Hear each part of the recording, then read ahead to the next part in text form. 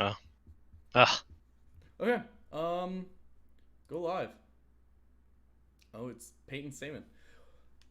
It's Peyton Stamen. Hello, hello, hello. I don't know if this works. Are we live right now? I'm not sure. I don't have it up. Who do we have at number one? Probably Page. Tatar. Oh. No. Nope. We're Ugh. live. Okay. It's Peyton Stamen. Sweet. Go live. Welcome to the party, Peyton Stamen. In the chat already. It's Peyton Nice. We are getting Stamen. things figured out a little bit Hello, as we hello, go here. hello. I So, don't know if this works. appreciate everybody's patience while we Yeah. while we get into our first live. This is the first time that you and I have done a live video here. Yeah, it is. It's really interesting. I'm going to close that. Sorry, I'm still Getting figuring some out what echo. I need to do. Yeah, closing the echo out. Making sure that I have everything set because I'm running the technical side. This is a lot more than our usual videos, so I'm getting used to everything that I've got going on. I think I have 50 tabs open. Yeah. So it's gonna be fun. It's gonna be fun. Thanks for joining, guys. Yeah, Peyton we got and Andrew Trayer, we got the Team Taylor boys, Peyton Stamen. What up, guys? Thank you for joining us. We're gonna go through our power rankings. We're gonna break it down to our top 5 MPO and our top 5 FPO. But as people are kind of rolling in here, we want to start out with some honorable mentions who didn't quite make our top 5, but we feel are still players to note and players that could potentially just win a tournament at any weekend. So, Alex, I'm going to throw it to you to give us a couple of your honorable mentions. So I think both of us have this guy as an honorable mention, mostly because he made such a big splash throughout the year, and we mentioned him on the last video if you haven't seen that yet. But Ezra Adderhold, um, that guy, like, he doesn't really reach the power rankings because he doesn't really have. I mean, he has the power, right? But he Yeah, doesn't he's got a have the cannon. he doesn't have the kind of consistency that you're looking for at the very, very top. But Ezra's just, I mean, he's gonna do something. He's probably gonna find a manufacturer that's gonna help him get that consistency. Who's somebody that just barely missed it for you? Yeah, I also had Ezra as an honorable mention. He won the Open at Belton, which I know we had talked about in our last video as well. And it just seems like his trajectory is really high right now. And he's got a year of touring experience. And I think that, he's got a pretty bright future, and it'll be interesting to follow him this year. His rating doesn't quite support being in the top 5 power rankings, but definitely worth honorable mention. Mm-hmm. My other honorable mention is Double G. I think Double G is, a super fun guy to watch. He's just one of the nicest guys out there if you ever get a chance to talk to him. And on any of these open courses, he throws farther than anybody, so he could easily pop off and win on some of these more open courses. But he's also proven himself in the woods too. So I think Double G is worth noting, and a guy who could really, potentially win a tournament. I don't want to call it a surprise because I think he's kind of earned it, and he's sort of a household name. But I think he's somebody that could, be worth watching this year too. Yeah, totally. Didn't he win the Masters Cup? Master Cup? I believe so. Yeah, so I mean that's that like you said, he's proven himself in the woods as well, as out on those golf course plays. Or Yeah, main state championship he won. He was third at Jonesboro, which is largely a wooded course. A little bit farther down at Waco and at the Preserve, which are also more wooded. But yeah, I mean the guy's got just a ton of potential. Yeah. So over to the women's side, a few people that just didn't make it for me.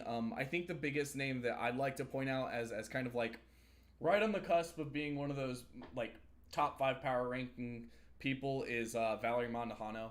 Oh, When she does get out, she performs extremely well, but I nice. think her kind of like the more consistently she gets on tour, I think the better it's going to be for her. But Yeah, again, just not enough out on tour. But I think we both have some names in there that we weren't able to see as much as we usually like to. yeah. I'm gonna rattle off 3 names: Heather Young, Missy Gannon, and Sarah Hokum, all outside of my top 7, surprisingly. Which I feel like I almost feel bad putting Sarah Hokum outside the top 7 because she has such a great history of doing well at these events, and I think her worst finish this year was 6th at like one event, and other than that, she was really in the top 4 or 5 at everything else. So I feel a little bit weird not having her in the top there, but I think when you start looking at some of these ladies from overseas, she just falls outside that top 5 for me. Yeah, no, I totally feel that. I think that right there is a really good segue into, let's actually talk about these power rankings.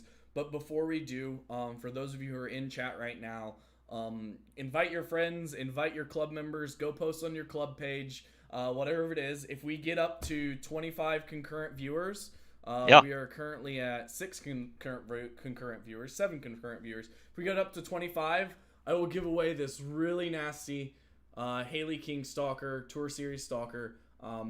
There's no doubt in my mind that she's going to be on both of our lists. So Yeah. why not give away a disc with her name on it? And then if we get up to 50 concurrent viewers during this, I will give away this slightly used Paul Macbeth 4X World Champ Force.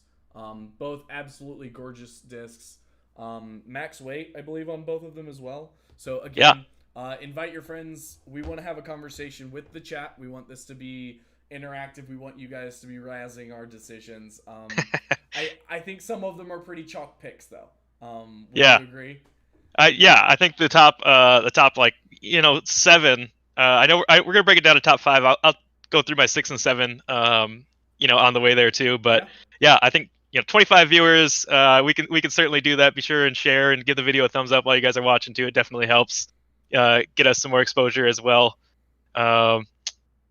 Let's see. Aaron says, "Yo, Alex, you're just a little quiet." Oh, I'm just a little quiet. Oh no, this has been an issue. I wonder if my mic's a little louder, so maybe it's actually here. Just turn you up a little bit. I'm gonna turn you down. Sure. And then I'm going to ask everybody. Could you say something again? Yeah, I can say something. Yeah. Okay, I'm gonna bring you all the way down to here, and then I'm gonna ask the viewers to turn you up. Yeah. Let us know about the sound, guys. Thanks for thank you. Thanks for that. Again, this is our first dabble back into the live. Yeah. So we appreciate it. Yeah. Any help or suggestions along the way? So yeah, be sure and share, guys. 25 viewers will give that Hailey King Stalker away. And if we got to 50, then Alex also has that 4-time force to give away. Yep. But let's dive into our FPO power rankings. It's so hard to break this down to 5. Yeah. Because there's so many good FPO players, especially when you start looking at the international players and what they were able to do at the beginning of the year while they were here. So number 6, which is surprising because I think she's tied for the 2nd highest rated in the world, but I think she lacks a little bit of experience, is Henna. I have her at number 6. Okay. Aaron says that's better. Perfect. Got the sound figured out. And then so my number 5 is Kristen Tatar. Okay. And I think she's had a great history in the U.S. of playing well. She's one of the better rated women in the world, but having watched her play, I watched her play in person when she was here for U.S. Women's a couple of years ago. I think that she has the all-around game to kind of be in that top 5. Like, she's a really good putter. She has good distance. I don't know a whole lot about the forehand side of her game, but she has a really good scramble game and just really has a good all-around game, and I think that is enough for me to put her in this 5 spot. So she's the number 5? She's number 5 for me. Number 5 for you. That's really interesting. So I've got it pulled up on the screen right now. So she only played 7 tournaments this year, right? Yep. But here's the thing about that. She won all but 2 of them. Okay. Yeah. So it's domination like that gets you into a power rankings. Her most recent tournament was on the in September, but I would imagine it gets pretty cold up in Estonia. Yeah, I gotta imagine there's probably about the same as us. Interesting to note while we're talking about Kristen, the only 2 times that she lost to a gal who's a little higher on my power ranking, and that's Evelina. Yeah. So we'll see where she lands as we go here. But yeah, I got Kristen at number 5, and certainly any of these top 5 women could win a tournament at any point throughout the year. think some of them maybe have better odds at different style courses, but Yeah. I think they all got the potential. Yeah, I think I know. I'm right there with you. I'm good. So my number five is actually Sarah Hokum, which is why Oh, I wanted to nice. roll into this. So it's Sarah Hokum and Henna. So I actually have two lists for the FPO. So I did a list with the domestic players that we saw on tour all year long, and then I Yeah. also did a list that is with the international players. So did I say Henna? I meant Kat wasn't my other number five. I didn't. I forgot to mess. Katrina. So So Katrina's your U.S. number 5. no. So Sarah is my U.S. number five, and Katrina is my international number five. Okay, I Henna is gotcha. my Henna is my international number six. I Um, gotcha. Okay. so let's go. Where is Hokum on here? So Hokum this year didn't drop out of the top 10. Yeah. Her lowest one was at sixth place at the Silver Series Cup, and she got a lot of really good wins. But the problem was none of those wins were on the DGPT. Right. Yeah. So Hokum I think she changed to MVP this year, or was that last year? I think I want to say it was last year, Okay. but I can't remember for sure. Yeah, I'm pretty sure it was last Oh year. yeah, so last year Yeah. she switched over to MVP. This year she was working on her backhand, right? Yeah. So she's adding a new dynamic to her game. Her most recent tournament she won. It was the Women's Open of Maryland. I think she while she's not at that elite top level of the other that some of the others are, I think she's still up there. And then Katrina, we'll get back to Katrina because she's higher on my list. Yeah. But Katrina's my international number five, which means that two folks bumped up ahead of her, and I'll kind of kick off the next one. Kristen was my number four for my international, which makes sense. She's absolutely dominant when she's able to play. When she comes over here, she's still just as dominant, winning the women's U.S. and then also the Canadian U.S.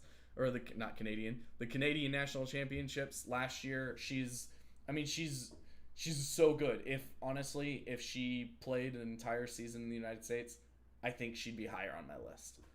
Yeah, I think she had posted too. I want to say it was last year, a very interesting post about ratings where she had talked about when she was touring in the US, her rating had really jumped up, and I forget what the numbers were, but into the 970s, I think it was, or high 960s. Mm-hmm. And then she goes back to Estonia where there isn't the quite as many women who are rated in the 950s, 960s and above, and her rating had dropped. And so she made an interesting post about, her rating maybe not really being true to her game and her potential because she plays so much in Estonia, that maybe it potentially brings her rating down a little bit. So, yeah, I could certainly see the argument for her being higher up. Number 4 on my list, and I guess I'll preface this being worldwide list, including international players, is Katrina Allen. Okay. I think Katrina falls at this number 4 spot. She made some progress this year with her putt. She had a phenomenal year. I mean, if we're looking at her page, 23 tournaments, finished 6th at worst, similar to Sarah Hokum, and that was at the Great Lakes Open. And outside of that, she was in the top 4 everywhere other than Memorial, where she was 5th, picking up several wins throughout the year. I don't think there's any way that anybody has Katrina outside of their top 5. I think that she's probably one of the most athletic women in the FPO field. She's not afraid to go to the forehand if she has to. Had a better putting year this year. We were able to see that a couple of times on film, where in past years the putt has really kind of hindered her ability to close at some of these tournaments. And I think she's another gal who at any weekend could definitely win. Yeah, no, you're totally right. I think the marquee win for her this year is definitely that win at Ledgestone. In a tournament that she can play extremely well out. She has the power to kind of fight some of those windier situations you have out at Sunset. There's a reason she's won the world championship, and she's a perennial fighter at the top. So my number 4 is Lisa Fakis. Ooh, Yeah, so my number All right. four is Lisa Fakis, and this is I'm actually very excited to talk about Lisa Fakis because when I think power rankings, I don't think number one player in the world. I think who is playing really well, who Yeah. is really putting things together, which is why it took everything in me not to put Ellen Widboom in here. Because Yeah. Ellen Widboom did the same thing. But Lisa Fakis, who plays, I mean, she played how many tournaments? She played 20 tournaments this year. And she had a couple really good finishes. But the reason she's number four on my domestic list as a power ranking is because she came out to the tour championship and just balled out. She didn't Yeah. win. She ended up behind actually the other folks on my list, right? But she played super well and she's very consistently right there. Yeah. Um and like though she may not be the highest rated player, she's still a very very good player and coming off a season like that, coming off a weird kind of broken season, she came to the tour championship, put together a few rounds, and I mean she beat out Sarah. She beat out Sarah Hokum. She beat out Paige Bierkis. She beat out Heather Young. Like so, Yeah. she really put it together there at the end. So that's why she's number four on my list. Yeah. Um, I think she's got a lot of potential. She's another really good putter, and mhm. maybe kind of a streaky putter, I guess is the phrase I'll use. Where when she's on, she can really put together some good rounds and hit some big putts that keep her up towards that top. And I think it might be fun to do another video of like top five woods golfers and top five, Oh, that's really maybe smart. open course golfers, because I think it does vary. Some of these women that we maybe have outside of our top five power rankings creep into the top five on a different style course, maybe for another video. Yeah, yeah, yeah, Uh, yeah. So my so those, three, yeah, I'll take my number three because it's actually your number four, and that's Katrina. So my okay. domestic number Mhm. three is Katrina. I mean, obviously, all the points you already made. I think she pips a number of other folks, but internationally, I actually have Evelina at the number three slot. So I just like she's so good, right? Yeah. And there's a reason Innova just gave her a new contract. There's a reason she has her lowest result was actually at the Memorial in the United States. And she played how many tournaments? She played 11 tournaments, okay? And her lowest finish was that fourth place. She only didn't get first, I think, because she lost to Hannah once, and I think she lost to Kristen once. Um, but I think she beat Kristen both times, if I recall. I think let's see, she lost to Henna there overseas, and then this one was also to Henna. So the only two oh, times that Evelina lost were both to were Henna. both to Hannah. Yeah. Wow, So and then I think also to that Katrina this early on.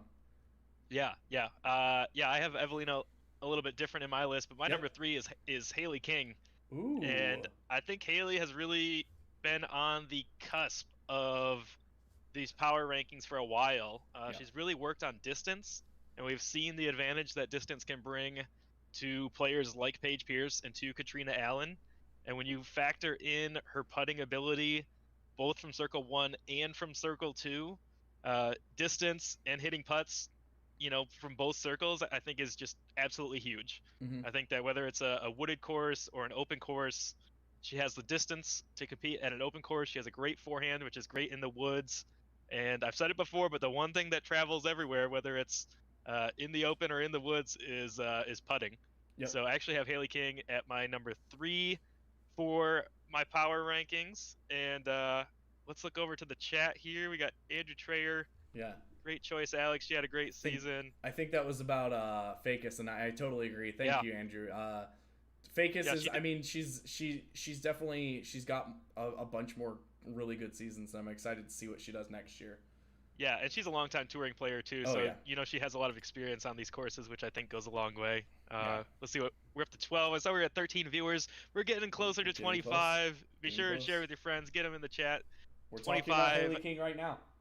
talking about Haley King at 25 viewers, guys. We're gonna give this Haley King Stalker away. We'll give some directions for that once we get there. Yep. So that was my number 3. Haley signed a 2-year deal with Discraft, which was just announced today. I'm super excited to see that. 2 years is a great contract for her. She's still a young player. She could go and win 2 world titles, and her player value may skyrocket over the next 2 years. And I think at worst, she's going to be a factor at just about every tournament over the next 2 years. I really can't see her going anywhere. So I'm excited for her to stick around 2 more years with Discraft. Obviously, we're a little biased. I'm sure some other people would have loved to see her on their roster, but we're excited to keep Haley around. We are. 2 years. I think I actually have Haley at number 2 for me.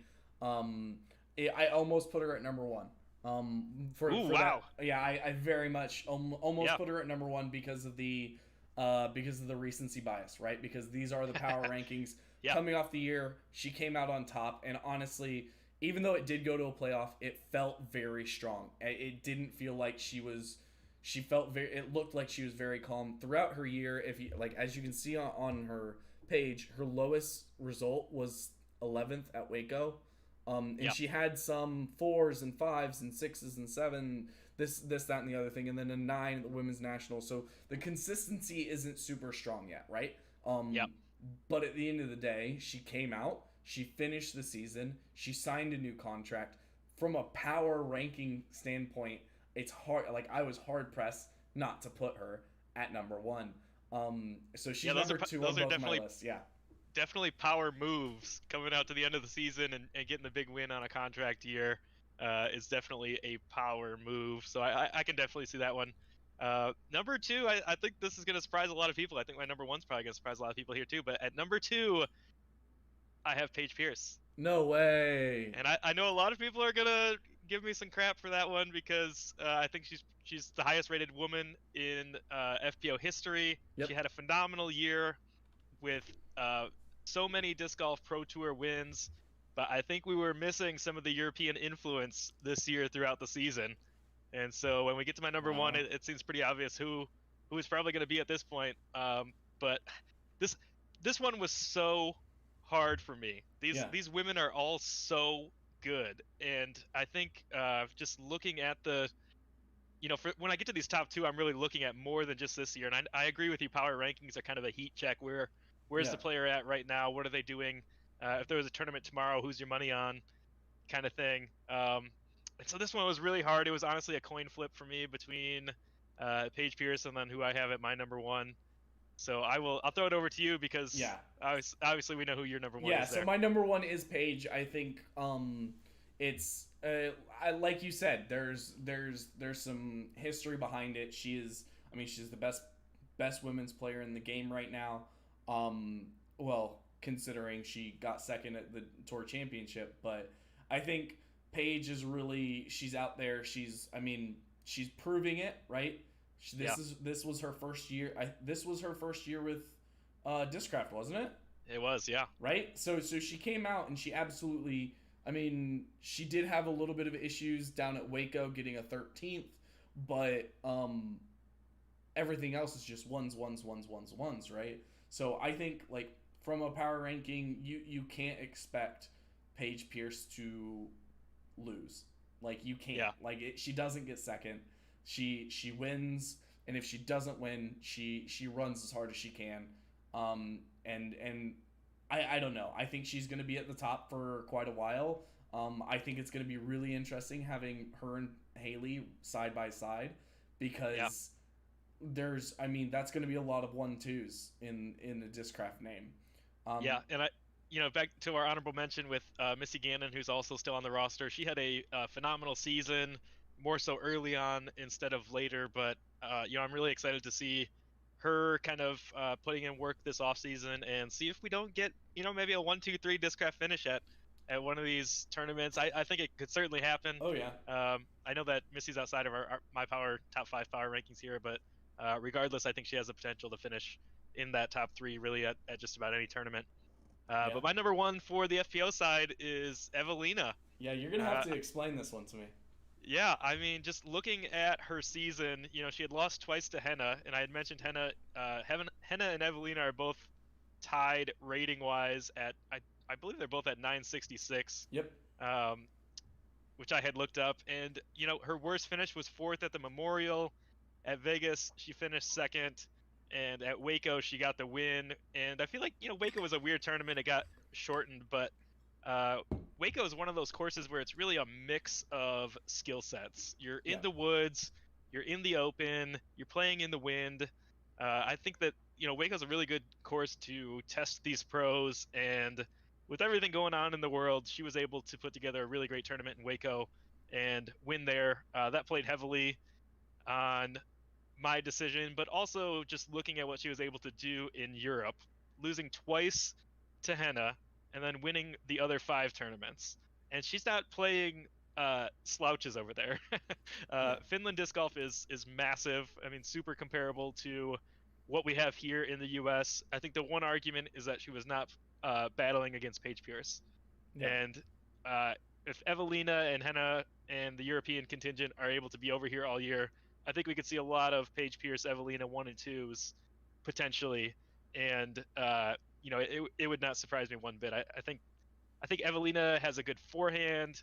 She's got a really confident putt. She's got great distance, just like Paige, and it just seems like with the season that she put together last year and battling Henna, I know they're friends, so maybe it's a little bit easier to battle your friends instead of maybe your nemesis, if you wanted to call Yeah. her Paige kind of nemesis, or rivals. But yeah, I think that one will probably surprise a lot of people. But I got Evelina at my number 1 for the FPO side. That's really interesting. I can see it, right? I can see it, but that's why they're power rankings. There's no explicit answer to it. I think one of the things you mentioned was Henna and Evelina battling. But Yeah. I think I mentioned it. I don't know if I mentioned it on the last stream or no on the last video or just to you personally. But I think the women's field is really well set up for an amazing doubles battle, right? Like Yeah. you take the top 2 women in for Innova, Discraft, Prodigy, and Lat 64, right? And you have one of the most insane doubles matches you will ever see. I think everybody would watch those doubles matches. For sure. That needs to happen. There's got to be a break in the tour somewhere where the Disc Golf Pro Tour can have an FPO doubles match, because that would be phenomenal content for the Disc Golf Pro Tour, for Jomez, for literally anybody who is willing to capture it. Probably need a sponsor, somebody to pony up some money to make it worth their time. But I know, oh gosh, was it GK Pro was doing the skins match? Yeah. Yeah, I mean that could be a really great one for GK Pro to do a skins match with the FPO doubles instead of the mixed doubles. I think it would just be super entertaining to maybe see some banter between the gals, because they're always so polite and cordial to each other on the courses. I think it'd be fun to maybe have a little fun with it and see who was able to take that down. I think it'd be fun. Oh yeah, no, it's definitely something that I would love to see at some point. I need to take these off. I'd love to see it at some point during next year. I mean, even if it like if somebody can put together the doubles women and the doubles men might not, like, for me honestly, the doubles men isn't nearly as interesting as the doubles women would be. Yeah, like, because you'd have, I mean, Paul and Prez or Paul and Hannah, Paul and Yuli, or good forehand backhand combo, Yeah, and then Dickerson and Jones, that'd be really strong. McMahon and Klein, or McMahon and Lizotte, or McMahon and maybe somebody else they pick up. Heimberg and Wysocki are for the Innova, and then what would our 4th one be? Who else plays? What's the other? I mean, Oakley and Nico for Trilogy. I can see that. That duo would be really interesting. That would be a fun one. Okay, so we're at 16 concurrent viewers. We need to get 10 more, and this Haley King Tour Series stalker is out my door. Free shipping. Free shipping. But with that said, let's jump over to the MPO side. Actually, no, before we jump over to the MPO side, I did want to give one shout out. I'm going to do this with the men as well. I'm gonna give a rating tower shout out to Tabia Wallace over in Zurich, Switzerland. She is 952 rated, right? And she is Switzerland. 1, 2, 3, 4, 5, 6, 7, 8, 9, 10, 11th. She's the 11th highest rated, tied for the 10th highest rated woman in the world. She has 5 events, and that's cool. And then as you scroll down, you see there's somebody from Japan who's in the same boat, somebody from Sweden in the same boat.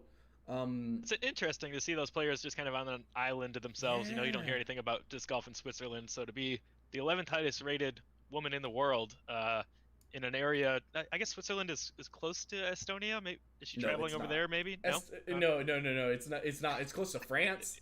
Yeah, I've traveled to Switzerland. Even shame on me. Yeah, it's not. It's between France and Germany. Yeah, it's between France and Germany. Yeah, it's like north of Italy. Yes. But yeah, so it's like it's cool to see them, and then this woman from Japan, and then somebody from Sweden. Sweden makes more sense, right? Because it's closer. But yeah, so just a rating shout out to Tabia Wallace. Shouts to Tabia Wallace. Played Dig it. 5 events, won 4 of them, and got second place. And she got second place in the extremely uncertain Open, which is fun. That's a fun one. That's a fun name.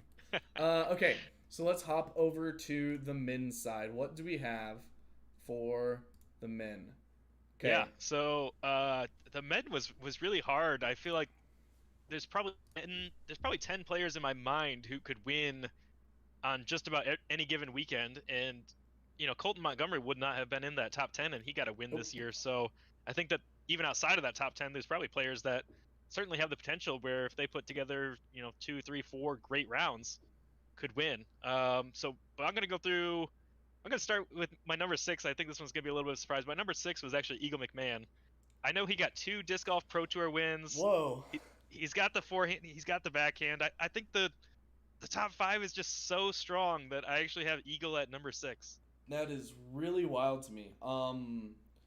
Dang. Eagle at number 6 is a really interesting take. I mean, he did take 5th place at the Tour Championship. He took 8th place at USDGC, 14th at the MVP Open, and then GMC he took 4th, and then he got 3 wins in a row at DGLO, Sparkman, and Idlewild. That's really interesting. I think that's just how strong the top 5 is for me. But yeah, he's my number 6. So I don't know if you have a number 6 or if you want to jump into your top 5. I'll lead into my number 5. Sure. My number 5 is one Ricky Wysocki. Wow. Yeah, so he's 5th for me. I think though he did have a pretty good year, right? I don't think it's a good year by Ricky Wysocki standards. I just don't think it is. He won Ledgestone, and that's it. Right? Yeah. He won the Silver Series Cup, but he won Ledgestone. And he didn't look particularly strong at any point in the year. Yeah, so Andrew, I agree. Eagle at 6 just doesn't make sense to me. But I mean, Ricky at 5, I think is a tough one too. I can see your points on it. I got Ricky a little higher up in mind. We'll wait till we get there. Yeah, we'll get there. Yeah. So at my number 5, I actually have Calvin Heimberg. Ooh, interesting. Yeah, I think Calvin had a good season and definitely merits being in here in the top 5. Just honestly, a real heroic run at the United States Disc Golf Championship. I think that video of him going for the eagle in like pouring rain, like that flex high-speed driver shot over the OB the entire way, and you know, getting to 15 feet, which in those conditions is no gimme. But you know, just charging so hard and proving that he has the game and that he wants it. You know, I think that he just had a really good effort there. We saw him set or tie the course record at the Disc Golf Pro Tour Championships in the semifinal round. Oh yeah. And then we saw him really struggle in the final round. So whether, you know, I don't think it was the pressure because he got the win at the Memorial early. It doesn't seem like pressure really affects him that much. It just seemed like it just wasn't his day on that course. Yeah. And I don't think the end of his year is really any indication of like his potential skill, or for him to be outside of the top 5 for me. I know he finished 4th there, Yeah. but so yeah, I got Calvin at number 5. That's interesting. I actually have Calvin at number. Wait a second. Yeah, I have Calvin at number 4. So Okay. I agree across the board. I think capping the DGPT tour, the tour itself, and capping the tour itself with wins, I think that's valuable. Taking a number 1 at Jonesboro, a number 2 at USDGC, and then the number 4 at the Tour Championship. That merits number 4 for me. Also, I go blind 99. We were actually talking about this. Wes and I were talking about this. Yeah. Like, it's hard not to be a Ricky fan, but I understand, like, you're like, something in you is just like, maybe not Ricky.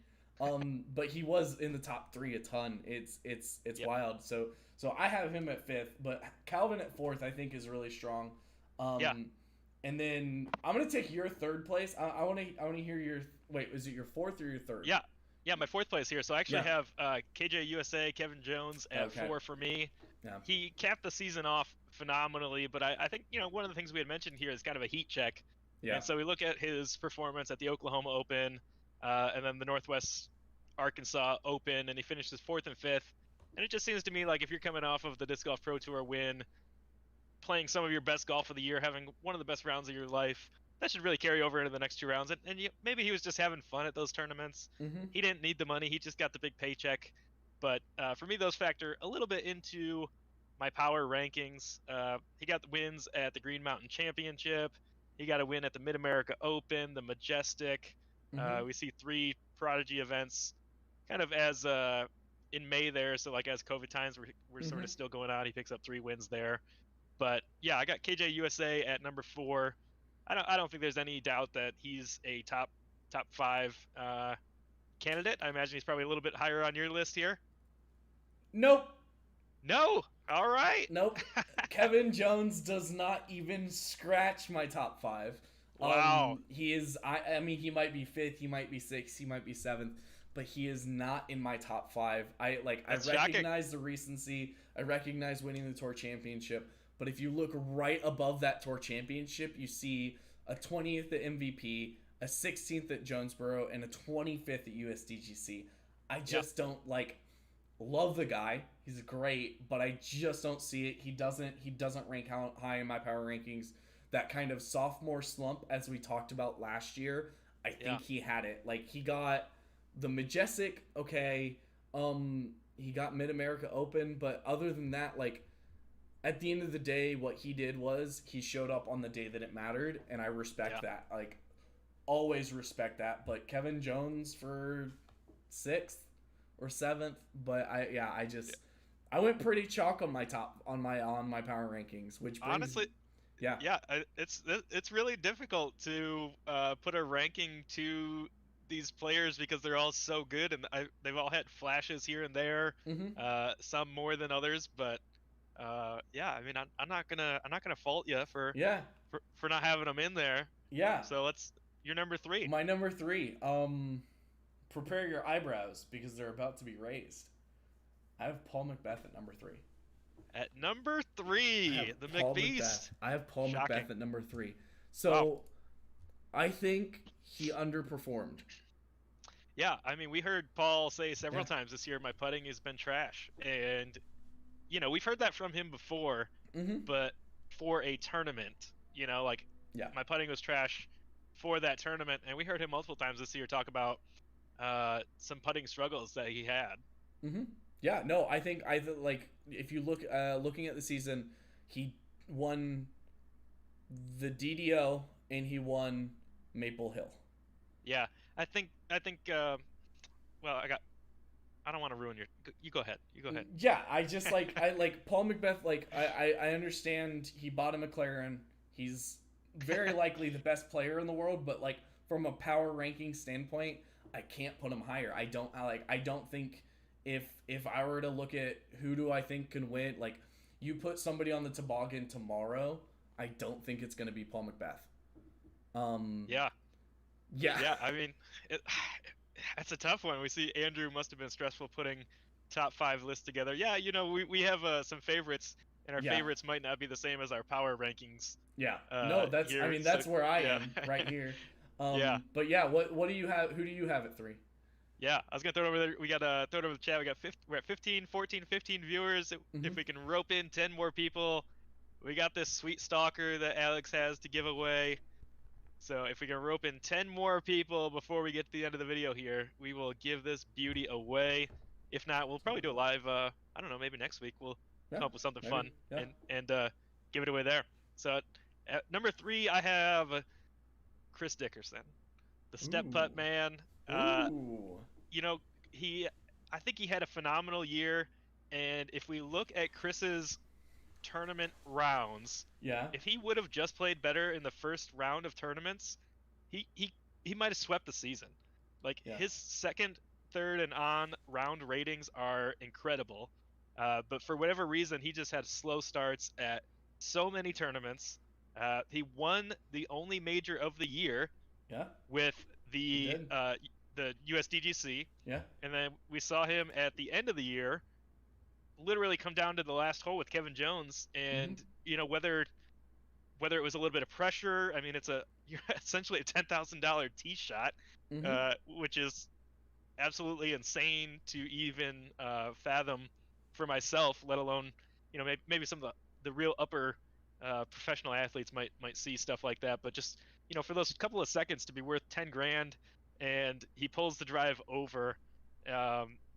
Maybe he makes that shot and parks it. He might be a little higher up on my list here, but yeah. So I have Chris Dickerson at my number 3. Chris Dickerson at number 3. That's Yep. interesting. That is really interesting. He was a factor really at just about every tournament. Every tournament, yeah. No, it's. I agree. It's. I mean, his worst spot coming at 13th at GMC. Yeah. Coming off the quarantine protocols they had to do there. He had, I mean, second place. He won USDGC. He got second place at the Tour Championship, and then continued to win 3 more tournaments after that, including one this past weekend. Yeah, the man just plays disc golf year round. He is a true professional disc golfer, and when the stage was the biggest this year, with the USDGC and then with the Disc Golf Pro Tour, he was in the spotlight at both of those tournaments. So that's enough for me to put him at number 3. Number 3. So I'll roll into my number 2. Your number 2. Okay, who's your number 2? My number 2 is actually Paul McBeth. Okay, oh wow, I'm absolutely baffled at your. I don't even know who your number 1 is at this point. But talk about your number 2. Talk about your number 2, please. You had mentioned it. We talked about it a little bit, and it honestly feels very strange to say that Paul is not hands down the number 1. You have him at number 3. I have him at number 2, and I think the putting woes have maybe rattled his confidence just a little bit. Ooh, and strong I think words. I think just like it's just not the McBeast that we're used to seeing. The guy who is extremely confident, is going out there to with blood, just out for blood. He doesn't care about anybody else in the field. All he cares about is performing his best, and he knows if he does that, he's gonna win. And if he's not confident in the putter, I think that he just falls to this number 2 spot for me. And I know he had two wins this year. At the Disc Golf Pro Tour Championships, he did not make the finals. Austin Hannum was our lone Discraft representative. You could see on his Instagram he was maybe out doing some other things. He felt like he was prepared for the tournament. Probably in his mind thought there's no way I finished outside the top 4, and then he did. So that was enough for me to not give Paul the hands down number 1. If you're watching this, Paul, I'm still a huge fan. Please don't hate me. I actually hope. I hope this motivates Paul a little bit, because this right here, this video is going to be the one that motivates Paul. I think he set the precedent, setting the rating record time and time again, as we saw throughout last year. Primarily through last year, and then to just kind of fall back a little bit this year. So I got Paul at number 2. I think that's gonna be a shock for a lot of people, but I think putting Paul at number 3 is a big shock too. Yeah, I mean, I like so my number 2. I'm gonna say my number 2 and my number 1, and then we're gonna talk about your number 1, because I'm interested to hear your perspective on that. My number Sure. 2 is Eagle McMahon. You had him at 5 or 6? I had Eagle at 6. Yeah. You had Eagle at 6, which like Eagle McMahon is very likely, like, he's not the best rated, but Eagle McMahon is very likely the best player, the best disc golfer in the world right now. I genuinely think he is, like, if he's not first, he's second. Because he has everything you need in the sport, and he is doing everything you need to be the best in the sport, right? I think for me, the reason my power ranking has him at number 2 is because, not because of recency bias, because he hasn't played very well recently, but because that's where I went with it. You know, I think kind of recently he hadn't played that well. When you look at the middle of the season where he got those 3 wins in a row, including 2 Disc Golf Pro Tour wins in a row, that is huge. But he also only played 11 tournaments, and I know it was kind of a weird COVID year, but I think if you want to be the best, and especially for me in this top 3, you need to really play year round. You need to stay fresh. And you know, I know that he goes about things a little bit differently. He does what works for him, and I have full respect for that. But kind of like you said, when you're looking at the end of the year, 4th at Green Mountain, 14th at MVP, 8th at USDGC, and then 5th at the Pro Tour Championship. So I think yeah, go ahead. I was gonna say that was why he was down the list a little bit for me. And this is so difficult because it's such a balance of heat check, what have you done lately, but then also looking at the player's skill set. You know, what have they've been building towards. Super tricky. I genuinely think if you were to put, I think the reason I chose Eagle is because you say any course in the nation or any course in the world, and you put the top 10 players on it, Eagle will probably be my choice. Yep. Even over the person that I have in first place in these power rankings, and even over Paul McBeth. And the person I have in first place, you've already talked about him, is one Robo Chicken. Yeah. No, Prez, sorry, bud. Not on this one. Maybe next year. I think we have an announcement that you've been alluding to. I think that will change my decisions one way or another. But number 1 on my list is Chris Dickerson. Chris Dickerson winning the only major. He came in second in the Tour Championship. Like, he is the top. He is the top of the game right now. Like, to be playing as much as he does, as consistently as he does, and as well as he does, like, it's just like he's the ultimate heat check. You can take that step putt to the bank all day. The chat, sorry, Prez. Sorry, Prez. Getting distracted by it. Hey, I haven't said my number 1. It could be Prez. Could be. Is number 1 on your power rankings, Prez? No, I will touch.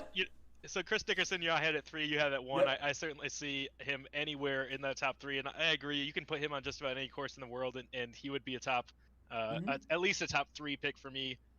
Absolutely anywhere. He's got a phenomenal circle 2 putt with that step putt. He's just got a really great all-around game. He's not shy in the woods to go for big shots and to hit big shots, and he's got all the distance to play in the Open too. So yeah, I see Chris Dickerson up there. Yeah, I've got him at number 1. I'm gonna take a stab at who your number is. Your number 1 Ricky Wysocki?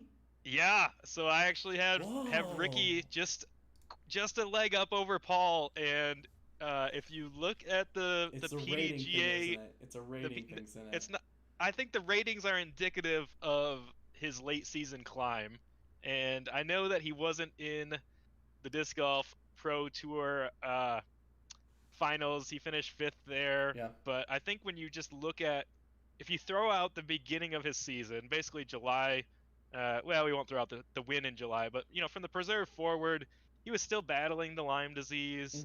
I think he was still trying to get his body figured out and try and get back to a healthy point where he can really compete at the level that he's used to. I know you had him outside your top 5 even, and I think if you look at the beginning of the season, At 5. Okay, Yeah, yeah, yeah. yeah. I think if you look at the beginning of the season, it would certainly put him down here. But again, Hmm. looking at the heat check, where are these players now? If they were on to play this weekend, where would you put them? And I think he just really played great through the middle and late part of the season, winning at Silver Cup, got Hmm. another A tier win in there, second at D-Glow. Actually got to watch him play a little bit at D-Glow when I was helping out there, and it just, it looked like Rick of old. Yeah. And I think these early season tournaments kind of knocked his rating down a little bit. Hmm. And then for the rest of the year, his worst finish is Fifth. fifth at the Pro Tour Championships. But you throw that out, and his worst finish is fourth at Fourth. Idlewild. Yeah. So even going through these mix of late season courses, Yeah. he was able to perform. And I think that for me, if he stays healthy as he Hmm. did through the middle or end of the season, I got him at number 1. I think it can Interesting. be a little bit of a toss up if the Lime flares up. It would certainly move him down or even out of my top 5 for sure. Yeah. But I think as long as Rick is 100% healthy, I you know I got him at number 1. That's so crazy. So I'm gonna pull up our top fives. I'm gonna pull it up in this view. How do I zoom into this? I'm gonna zoom into this. We see Steve shouting out Austin Turner. Oh Austin Turner, no. we're both big fans of Austin Turner. We hope to Yeah. see him get out and play a little bit more. He can just honestly go win a B or a C tier just about anywhere, and he could certainly be in the mix with Yeah. some good rounds out at Memorial in Vegas. He's out kind of on the West Coast now. Uh, got the win back in Charlotte when he flew back there. Yeah. Anyway, I mean, yeah, he's a great player. We hope to see more of him and hope that he kind of gets back to golfing a little bit more. Yeah. Yeah. I think. Yeah. No. I think Austin Turner. He's definitely. I mean, had a really rough year last year with the injury and kind of coming back Yep. off that. We talked to him. I think right at the beginning of COVID. And he was doing really well, and he was really focusing down in Arizona. So I Yeah. mean, he's definitely a player to look for going into next year. And If he comes back and plays, if he comes back and plays, right? Yeah. He did Yep. mention that he has some other plans that he's Yep. looking at. But so up on my screen we have the top 5 for us. So I've got my double top 5 for the FPO, and then I've got my and then Wes has his top 5. It's really interesting. It kind of shows the beauty of power rankings is that we can't just look at ratings and say, well, it's this, this. There's Yeah. some subjectivity. Yeah, Um, and we didn't talk about these beforehand. This was Nope. a total surprise to both of us as Yeah. to what the ratings worked out to be. Yeah, There you go. there it goes. So yeah, we want to keep it fresh, fun, authentic. Yeah, I think it is interesting. You have Eagle way up towards your top, and for me, he was outside the top 5, and then I have Rick yeah. You have up Kevin really Jones high, in and there. he's kind of outside or at your top 5 there. So yeah, I think power ratings are interesting. I think anybody can really. I'm sure you could come up with some, so a concrete way to kind of measure this. Maybe you look at the last 5 tournament finishes plus Mhm. rating. You could come up with a formula for power rankings, but I think it's way more fun Yeah. to have a subjective kind of process. Oh yeah. Process to No, it. you're totally right. I think that's kind of the again the beauty of power rankings is anybody can kind of say, oh, this is the best player in the world right now. This player is the best player. So we have 5 minutes left on this. We're cutting it off right around 8:30 Eastern. Yep. But with these last 5 minutes, I want to return to a video we did. Well, to 2 videos we did last year. Right. We're gonna have a real quick chat. We had a what was it? Not predictions. It was Players to watch. players to watch. So we did Yep. 5 for the women and 10 for the men. Yeah. And I just wanna have a quick chat. So we had for the women at 5 or for the women we had Paige Pierce. We had Yep. Vanessa, we had Paige Shue, we had Haley King, and Kristen Tatar. Obviously, we didn't get to see Kristen Tatar this year. Yeah. And Vanessa had that injury. Paige Shue was not really anywhere. Yeah, she got married. I think it Yeah. was like, maybe towards the end of last year, and it seemed like Mhm. she was just kind of taking the year off to like just enjoy married life Mhm. and just kind of be a regular person instead of a touring disc golf pro, because touring life is not easy, despite how glamorous it might seem to us at home. These guys are just running around playing disc golf all the time. There's a lot more that goes on to it, especially with the travel time in the car and all of that. So, yeah, I think ultimately this was a great year to take off with COVID. So if she was going to take any year off and just kind of enjoy, living and building a home life a little bit, this was totally the year for her to do that. Andrew in the chat saying it's 5:25 and no snow. There's no snow here, but it is almost 8:30. And then also the other two players to watch was Paige and King. We got to watch them on the biggest stage of them all, and that's ESPN. It's amazing that we were able to see that. Over to the men's side, our players to watch. I'll start here. We had Ricky Prez, Chris Dickerson, Hammes, and Eagle. I think obviously we talked about Ricky. We have differing opinions on Ricky. Prez, you were out here. You got some really great finishes. Thanks for joining in the chat. Shout out to Prez. Shouts to Prez. Prez is one of my guys that I love to pick in Skip Ace. In fantasy? Because, in fantasy disc golf, because at any tournament, I'm expecting Prez to Exactly. There is no question he's going to do well. If the green drone is in the bag, he's got a shot to do some things. And then Dickerson, we talked about. Hammes. Hammes kind of had a weird year, honestly. He had a few good results, but overall it was just kind of like it seemed very normal, right? Yeah, it was a little boomer bust. It kind of seemed like for Hammes, but again, he's still young, and I hate to kind of put that on him because he's a seasoned touring player now, and he's on the elite team. He's got a good contract. First year with second year with Discraft. Second year with Discraft, yes. First year is elite.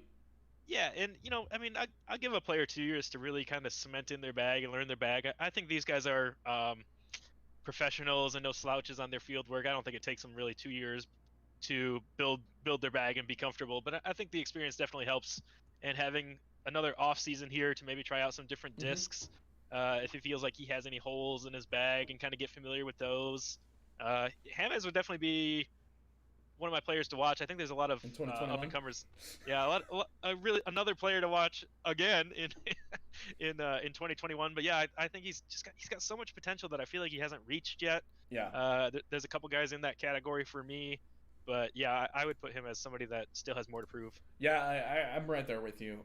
I think he's definitely. I mean, he's putting a lot of work down in Arizona right now. I think every day I see a story of him out at Fountain Hills or out at Vista. Yeah, Vista. Okay, the other 5 we had on that list were Eagle, Yuli, Clemens, Jones, McBeth, and Heimberg. Obviously, we already talked about Eagle. We already talked about McBeth, Heimberg, and Jones. Yuli came back, had a good year. Not a great year, but he was on so much coverage behind the microphone. Yeah. And then he ends the year just picking up like 4 sponsors in a row and is like the face of the sport. What do you have to say about Yuli? Yeah, I mean, first off, I love Yuli. Obviously, he's the big cap to the 2-team Discraft, and I think Yuli's been around for so long that people have so much respect for him. He's worked on his following and social media engagement and working in different facets of the game, like commentary, like the YouTube series that he has going. Looking at his page quick, he played 33 tournaments this year, which is really impressive. He got several wins at some smaller tournaments. Got his 100th win. Got his 100th win. That's a pretty big deal. And I think Yuli is. I don't think he's in the limelight of his career. I know he had that leg injury. Yeah. I feel like he's maybe a little bit in the Nate Doss kind of category where he's still got one big performance left, and maybe that performance is a world championship. That's something that I feel like he deserves and that he wants so badly, and that he could certainly attain. I just we see his rating kind of down. He's down. He's at 1025, and I know he wants to be up in that 1040 range. I think the move from 1025 to 1040 is a big move. He's certainly capable of it, but we see him down at at 1025 rating wise. Maybe indicative of, he played 4 C tiers his last couple tournaments, and it's tough to boom big rounds at C tiers unless you got some big dogs there. Yeah. So yeah, I don't know if I throw Yuli as a player to watch for 2021. I know I'll be watching him, but I think for me, players to watch are kind of breakout players, or maybe names that you don't know or haven't heard of, or are going to do exceptional things. Yep, and I think the last one we'll talk about real quick here is Chris Clemens. Kind of had a bummer. Probably got affected by COVID and the shutdown a bit more than others, because it didn't seem like he had as much of the consistency in his travel schedule that some of the other guys did. So it's I'm not too worried about it. I think he'll come back. He came off that USDGC jump and then kind of fizzled out going into 2020. But I think overall, it was an okay year for him. Yeah, I think he had signed like a kind of one of the main guy deals, I'll call them, for DD, and he came off a really phenomenal 2019 season. And honestly, coming into 2020, I expected him to be in the top 4 at multiple Disc Golf Pro Tour events. Yep. It seemed like his game was really clicking. But again, you kind of touched on it. COVID really had a different effect on everybody. I don't think any two people really reacted or kind of took everything the same way. So maybe he was more affected by that. Maybe it was just an off year for him. Yeah. But I think kind of a disappointing year for Chris Clemens. I think he's got potentially a lot to prove next year to really prove that he was worth one of the bigger deals from DD. So. Look for him to really push next year. Yeah, Team Taylor in chat talking about Kyle Klein. I think I think Kyle Klein is we talked about it in our last video. Kyle Klein is the name to watch on the MPS side. Like, there's no question what he does next year is going to be so important for whoever he signs for, because he hasn't technically signed a contract, I don't think. No news yet. So, at least that's been put out there. Yeah. So whenever he signs a contract, whoever signs him, probably going to be Discmania, obviously. But whoever signs him is definitely going to have something on their hands next year. But he had a great season. I think he's the tip of the iceberg for this next generation. I think Haley King is kind of that, a little more proven than Kyle Klein. But I think both of those guys are really the tip of the iceberg. They're in that 18, 19 kind of year-old range, and I think what's coming behind them is going to be the rest of this iceberg. I think that this next generation is a bunch of power throwers, people that are running big putts, people that are making big putts because they're so used to running them. There is no pressure running a 60-foot death putt because they've already been doing it for 4, 5, 6+ years. So I agree. Kyle Klein's definitely going to be a guy to watch next year. Totally. And with that said, I think that's it. Do you have anything else? No. Thanks for joining us, guys. We'll probably do some more lives. We got Alex. Alex is hooked up with a new computer, so we can do some of these lives. We'll get to 25 viewers next time. We'll do a little more promo and a little more sharing, and we'll probably have this Haley King Stalker hanging around to give away then. Or I might start throwing it. We'll see. Hey. Thanks again for everybody who joined, and at the end of the day, make that putt. There we go. Thanks, guys. See ya.